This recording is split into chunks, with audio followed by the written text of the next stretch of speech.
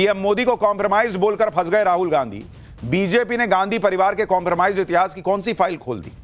नेहरू से लेकर इंदिरा तक सबको विदेशी सीक्रेट एजेंसियों का एजेंट क्यों बता रही है टीम मोदी? क्या राज खोला?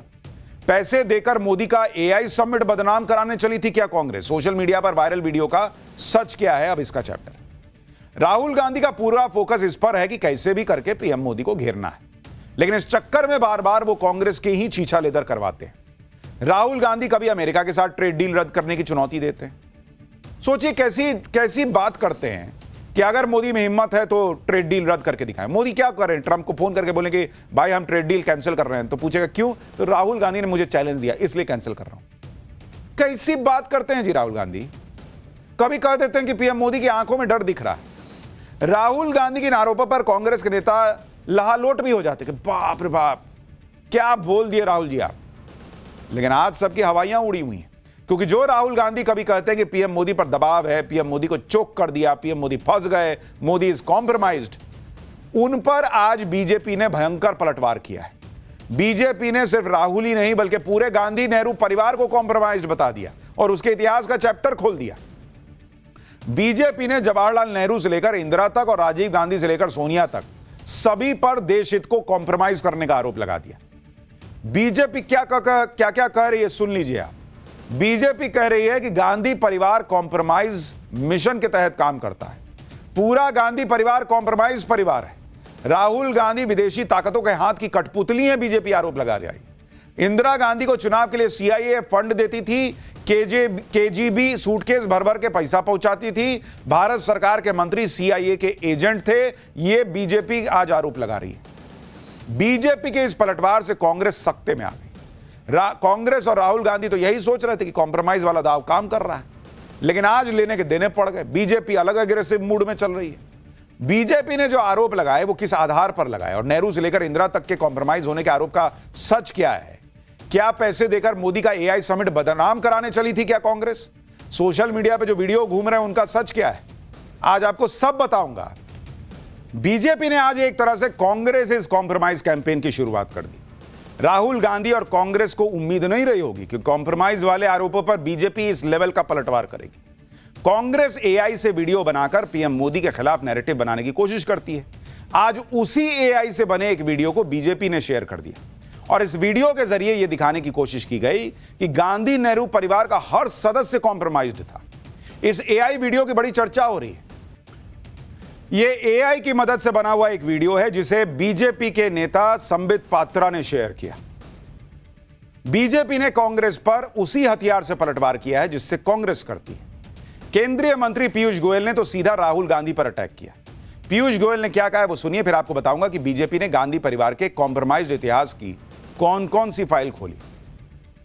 राहुल गांधी यानी कॉम्प्रोमाइज। गांधी परिवार पूरी तरीके से एक कॉम्प्रोमाइज्ड परिवार है। कांग्रेस पार्टी का इतिहास देख लें, वर्तमान देख लें, चाहे उनके भ्रष्टाचार के अलग अलग किस्से हों। राहुल गांधी जी ने एक प्रकार से बड़ी ओछी राजनीति देश और दुनिया के सामने दिखाई है। एक प्रकार से फॉरेन पावर्स के पपेट के रूप में he is nothing but a puppet of anti India forces. BJP एक के बाद एक वीडियो शेयर करती चली गई। कांग्रेस के कॉम्प्रोमाइज्ड इतिहास का चैप्टर खोल रही है, यह बताती चली गई। यह आरोप लगा रही है कि नेहरू और इंदिरा के दौर में कैसे विदेशी एजेंसियों का दखल भारत में था। बीजेपी ने the man who kept the secrets के हवाले से यह आरोप लगाया। यह किताब 1966 से 1973 तक सीआईए के डायरेक्टर रहे रिचर्ड हेल्म्स की बायोग्राफी है, जिसके मुताबिक इंदिरा गांधी के दौर में भारत सरकार के कुछ मंत्री अमेरिकी खुफिया एजेंसी सीआईए के एजेंट थे। यह इस किताब का दावा है। किताब में लिखा है कि अगस्त 1971 में राष्ट्रपति निक्सन को भेजी रिपोर्ट में कहा गया था कि भारत सरकार की कैबिनेट में एक सीआईए एजेंट है। वो एजेंट भारत सरकार की कैबिनेट से जानकारी भेजता रहता था और इस बात से बेखबर कि उसकी पहचान खुल सकती है।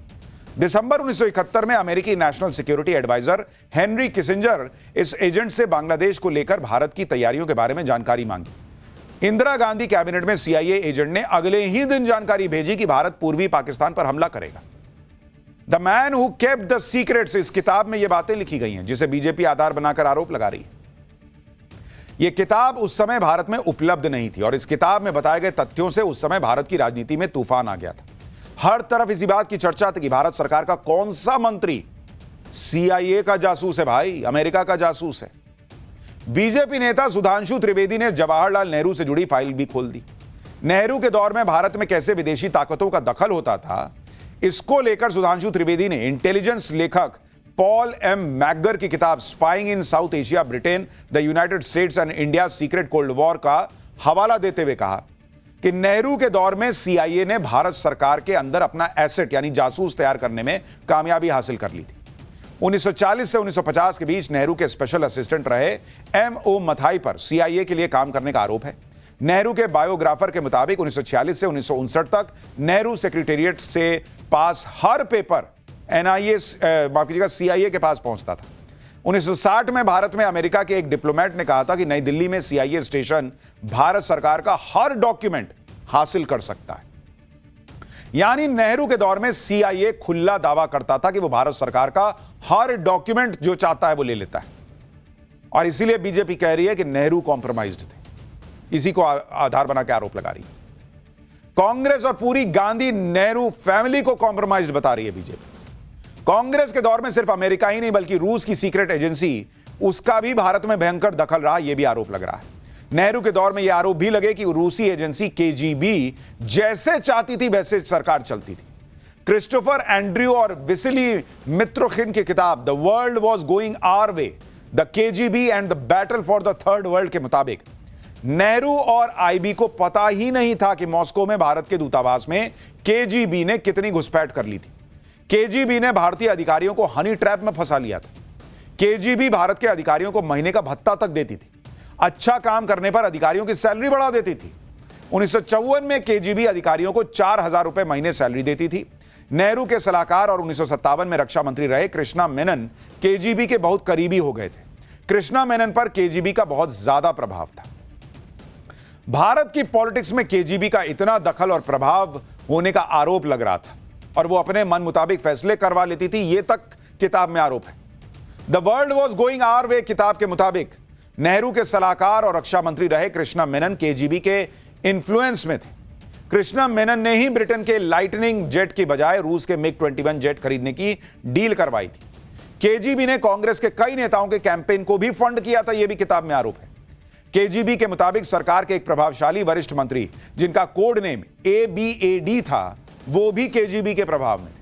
1967 के लोकसभा चुनाव के बाद KGB ने दावा किया कि नई चुनी गई संसद में 30 से 40% सदस्य उनके प्रभाव में थे।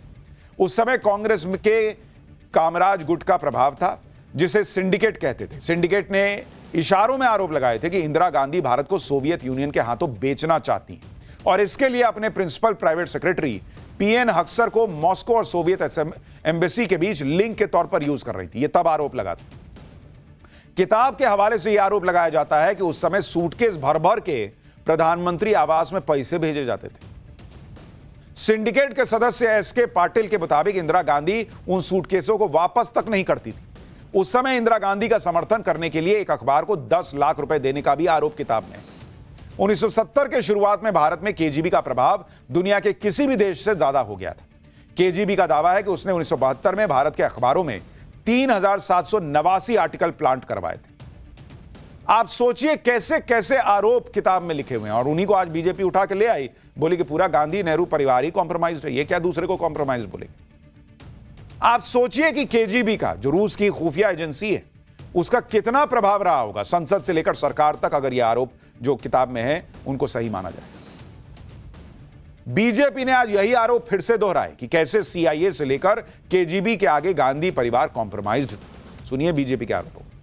CIA कांग्रेस को बार बार इलेक्शन के लिए फंड्स प्रोवाइड करती थी, पैसे दिया करती थी। सूटकेस भर भर के KGB पैसा दिया करती थी कॉम्प्रोमाइज्ड इंदिरा गांधी जी को, और ये पैसा सीधा KGB का उस समय की प्रधानमंत्री इंदिरा गांधी जी के घर तक जाता था। जवाहरलाल नेहरू जी ने किस प्रकार से बार बार देश के हितों के साथ कॉम्प्रोमाइज किया। उनका सेक्रेटेरिएट तो कहा जाता है एक ओपन बुक था CIA और KGB के लिए। कांग्रेस का यही वो कॉम्प्रोमाइज इतिहास या आरोप है जो बीजेपी खोल रही है। राहुल गांधी आरोप लगा रहे हैं कि पीएम मोदी अमेरिका के दबाव में आ गए। एक तरह से कह रहे हैं कि भारत की पॉलिसी मेकिंग में अमेरिका का दखल है। जब कांग्रेस का जमाना था तब भारत में अमेरिका किस तरह से दखल देता था, उसके जो आरोप है उसके बारे में और सुनिए। इंटेलिजेंस लेखक पॉल एम मैगर ने अपनी किताब spying in south Asia, Britain, the United states and India secret cold war में इसके बारे में डिटेल में लिखा है और आरोप लगाए। पॉल एम मैगर ने भारत में अमेरिकी राजदूत डैनियल पैट्रिक मोनिहान की किताब का जिक्र किया और कहा कि डैनियल पैट्रिक मोनिहान ने 1978 में अपने मेमोयर अ डेंजरस प्लेस में कंफर्म किया है कि CIA ने 2 बार भारत की राजनीति में दखल दिया। इस किताब में दावा है कि और आरोप लगाए गए हैं कि दोनों ही बार CIA ने सत्ताधारी पार्टी कांग्रेस को पैसे दिए जिससे वो केरल और पश्चिम बंगाल में वामपंथी सरकारों को हरा सके। राजदूत डैनियल पैट्रिक एक घटना का जिक्र करते हुए गंभीर आरोप लगाते थे कि एक बार तो CIA ने कांग्रेस अध्यक्ष होने के नाते सीधे इंदिरा गांधी को पैसे दे दिए थे। यह तक आरोप है किताब में। बीजेपी तो यह भी आरोप लगा रही है कि नेहरू और इंदिरा के दौर में भी कांग्रेस कॉम्प्रोमाइज थी और आज राहुल गांधी के दौर में भी कॉम्प्रोमाइज्ड है। दिल्ली में हुए AI समिट में जिस तरह से यूथ कांग्रेस ने कपड़े उतार के प्रोटेस्ट किए, उस पर बीजेपी हमलावर है। अब तो यूथ कांग्रेस के प्रोटेस्ट के पीछे कांग्रेस की साजिश के आरोप भी लग रहे हैं। सोशल मीडिया पर कुछ इन्फ्लुएंसर्स इसको लेकर अपने अपने दावे कर रहे हैं। ये इन्फ्लुएंसर्स दावा कर रहे हैं कि कांग्रेस की PR टीम ने उनसे संपर्क किया और AI समिट की बुराई करते हुए वीडियो बनाने के लिए कहा। इन्फ्लुएंसर्स का दावा है कि कांग्रेस PR टीम की तरफ से 25,000 रुपए वीडियो बनाने पर देने की पेशकश की गई। इन इन्फ्लुएंसर्स का दावा है कि कांग्रेस पैसे देकर AI समिट की बुराई करवाना चाहती थी। यानी ये इन्फ्लुएंसर्स वीडियो बनाकर आरोप लगा रहे हैं कि उन्हें AI समिट जो हो रहा था उसको बदनाम करने के लिए पैसे ऑफर किए गए वीडियो बनाने के लिए, और वो आरोप लगा रहे हैं कि ये कांग्रेस की जो PR एजेंसी होगी उसने किया है। ये उनका आरोप है। सोशल मीडिया इन्फ्लुएंसर्स के दावों की भयंकर चर्चा हो रही है। हम दावों की पुष्टि नहीं कर सकते, इसकी जांच होनी चाहिए। कांग्रेस इस पर कुछ बोली नहीं, लेकिन बीजेपी ने फिर से कांग्रेस के खिलाफ हल्ला बोल दिया। बीजेपी ने कहा कि इससे साबित होता है कि कांग्रेस और राहुल गांधी का रिमोट कंट्रोल विदेशी एजेंट्स और जॉर्ज सोरोस जैसे लोगों के पास है, तभी उनको भारत की तरक्की और तारीफ पसंद नहीं आती। पे जो तथ्य सामने आ रहे हैं उससे साबित हो रहा है कि क्या कांग्रेस पार्टी ने सोशल मीडिया इन्फ्लुएंसर्स को पैसे दिए और जानबूझकर सुनियोजित तरीके से AI समिट के खिलाफ पेड गलत ट्वीट्स किए, और साथ में कांग्रेस पार्टी अगर AI समिट के खिलाफ पेड ट्वीट्स करवा रही थी तो इससे साबित हो गया कि कांग्रेस पार्टी का रिमोट कंट्रोल ऐसी ताकतों के हाथ में है जो देश से नफरत करते हैं। वापस से साबित हो चुका है कि राहुल गांधी का रिमोट कंट्रोल जॉर्ज सोरोस और फॉरेन एजेंटों के अंदर है। यानी बीते कुछ दिन से कांग्रेस पार्टी आरोप पे आरोप लगाई जा रही थी। अब बीजेपी ने पलटवार करते हुए आरोपों का पूरा पहाड़ खड़ा कर दिया है। लेकिन एक सवाल है कि अगर राहुल गांधी कॉम्प्रोमाइज्ड हैं, गांधी परिवार कॉम्प्रोमाइज्ड है, तो उन पर कानूनी एक्शन कब होगा? वो बीजेपी सरकार क्यों नहीं करती? खैर, देखिए आगे क्या क्या होता है। फिलहाल पाठशाला में हम आगे बढ़ रहे हैं अगले चैप्टर की तरफ। नोटों का पहाड़, सोने के गहने और करोड़ों की जमीन, किसके घर से मिला सामान देखकर दिमाग चकरा गया सबका। साबुन, तेल, कंघा और अंडरगारमेंट के लिए 50 अधिकारियों की ड्यूटी लगा दी। सरकारी राजा बाबू के शॉकिंग जलवे सुनिएगा तो हिल जाइएगा। कई बार लोग मजाक मजाक में कहते हैं कि प्यार और भ्रष्टाचार कभी खत्म नहीं होते, सिर्फ बाबू बदल जाते हैं। लेकिन यह मजाक की बात नहीं, रियलिटी यही है। आम आदमी के घर में 10,000 का कैश मिल जाए तो बड़ी बात होगी। यहां बाबुओं के घर से इतना कैश निकल जाता है कि गिनते गिनते लोग थक जाते हैं। देख रहे हैं, नोटों के बंडल पे बंडल है भाई, लोग मशीन लगा के गिन रहे हैं। एक से एक भर के लोग जो है वो पैसा भर भर के घर में दबाए बैठे, कहने के लिए सरकारी नौकरी कर रहे हैं। लेकिन इतना पैसा भाई बड़े बड़े बिजनेसमैन के घर में नहीं होगा जितना पैसा इन सरकारी मुलाजिमों के घर से निकल जाता है। 4 करोड़ रुपए कैश मिला है उड़ीसा में एक अफसर के फ्लैट से। यह वहां का रिकॉर्ड है कि इतना पैसा किसी अफसर के घर पे नहीं मिला बॉस। ओडिशा में जब विजिलेंस विभाग ने माइनिंग विभाग के अधिकारी के घर पे छापा मारा तो उनकी भी आंखें फटी की फटी रह गई। नोटों का पहाड़ देखकर अधिकारियों के होश उड़ गए। अलमारियों में नोटों को भर भर के रखा गया था। अब देख रहे हैं, सूटकेस पे सूटकेस नोटों के बंडल। ट्रॉली बैगों में इतना कैश भरा था कि नोट गिनने वाली मशीनें कम पड़ गई भाई। आप जो ट्रॉली बैग लेके निकलते हैं कि जरा सामान भर के निकले घूमने, उस ट्रॉली बैग में वहां पर जब जांच हुई तो मिला नोटों का बंडल भरा हुआ। जनता की सेवा के नाम पर सरकारी अधिकारी कैसे अपनी जेब भरने में लगे हैं, उसकी चौंका देने वाली तस्वीर ओडिशा से सामने आई है। देख रहे हैं, बाप रे बाप। विजिलेंस विभाग ने माइनिंग विभाग के अधिकारी देवव्रत मोहंती के घर पे छापा मारा। घर में इतना कैश मिला जैसे कोई बैंक खोल रखा हो। घर से 500-500 रुपए की इतनी गड्डियां निकली जितना कैश विजिलेंस विभाग के अधिकारियों ने शायद ही देखा हो एक बार में। नोटों की गड्डियों से पूरा कमरा भर गया। देवव्रत मोहंती ने 4 करोड़ से ज्यादा कैश अलमारियों और ट्रॉली बैग में भर के रखा था। विजिलेंस अधिकारियों ने जब देवव्रत मोहंती के घर की अलमारियां और ट्रॉली बैग खोले तो कपड़ों की जगह नोटों के बंडल ठूसे हुए। कैश के साथ साथ गोल्ड अलग मिला है। सोने के जितने गहने मिले उतने गहने तो बड़े बड़े बिजनेसमैन नहीं बनवाते होंगे। एक तरफ नोटों का निकलना जारी था, दूसरी तरफ कैश की काउंटिंग शुरू की गई कि भाई गिनो, इसको तो गिनने में टाइम मिलेगा, लगे देखिए कितना सोना निकला है। जब कैश करोड़ों में पहुंच गया तो विजिलेंस की टीम को नोट गिनने वाली मशीन मंगवानी पड़ी। विजिलेंस विभाग की छापेमारी अभी भी थमी नहीं है। अभी तक की गिनती में 4 करोड़ रुपए से ज्यादा का कैश निकल चुका है। 130 ग्राम सोने के गहने मिले हैं जिसकी कीमत 20 लाख रुपए बताई जा रही है। देवव्रत मोहंती के ऑफिस से भी 1.25 लाख कैश बरामद हुआ है। भुवनेश्वर में 2400 स्क्वायर फीट की एक आलीशान 2 मंजिला बिल्डिंग है। देवव्रत मोहंती के गांव में भी एक और शानदार बिल्डिंग मिली। एक तरफ आप देखिए मशीन भाई घबरा जा रही है, कह रही कि कब तक गिनोगे, मैं थक गई हूं। तो एक तरफ भ्रष्ट अधिकारी काली कमाई का रिकॉर्ड तोड़ रहे हैं, तो कुछ अधिकारी अपनी नवाबी के लिए जनता के पैसे उड़ा रहे हैं, यह आरोप लग रहा है। इन दिनों वीआईपी कल्चर को लेकर बीएसएनएल के डायरेक्टर विवेक बंजल सुर्खियों में। उनका शाही प्रोटोकॉल सोशल मीडिया पर वायरल हो रहा है। विवेक बंजल 25 और 26 फरवरी को 2 दिन के दौरे पर प्रयागराज जाने वाले थे। उनकी अगवानी के लिए बाकायदा 4 पन्नों का ऑर्डर जारी हुआ और ऑर्डर जारी करके डायरेक्टर साहब और उनके परिवार की सेवा करने के लिए बीएसएनएल के 50 अफसरों की ड्यूटी लगाई गई। विवेक बंजल अपने परिवार के साथ संगम स्नान के लिए जाने वाले थे। ऐसे में हर किसी की जिम्मेदारी तय की गई कि किसे करना क्या है। सब कुछ बाकायदा ऑर्डर में लिखा गया। विवाद हुआ तो दौरा रद्द कर दिया गया और उनका ट्रांसफर भी कर दिया गया। लेकिन आप सोचिए बॉस, 50-50 लोग लग रहे हैं, एक अधिकारी संगम स्नान करने जाएगा तो कहा गया कि ए सुनो, ए तुम साबुन लाना, तुम्हारी ड्यूटी होगी शैम्पू लाने की, फलाना सुनो, ए तुम्हारी ड्यूटी होगी चप्पल लाने की। ये तमाशा चल रहा है। लेकिन अब हो गया कांड भाई साहब के साथ। और आज का सवाल यह कि वो कौन सा जानवर है जो पानी में घंटों सांस रोककर भी जिंदा रह सकता है। दरअसल कई ऐसे जानवर होते हैं जो पानी में रहते हैं लेकिन जमीन पर भी रह सकते हैं। इनके पास पानी में सांस लेने के लिए मछलियों की तरह गिल्स या गलफड़ा नहीं होता, फिर भी वो कई घंटों तक पानी में रह लेते हैं। जैसे कि ताजे पानी का मगरमच्छ जो पानी के अंदर 6 घंटे से भी ज्यादा समय तक सांस रोककर रह सकता है। मगरमच्छ पानी के अंदर सांस नहीं लेता है, वो पानी से बाहर आकर ही सांस लेता है और फिर पानी में चला जाता है। तो लोग सोचते हैं अरे ये पानी में भी सांस ले रहा होगा।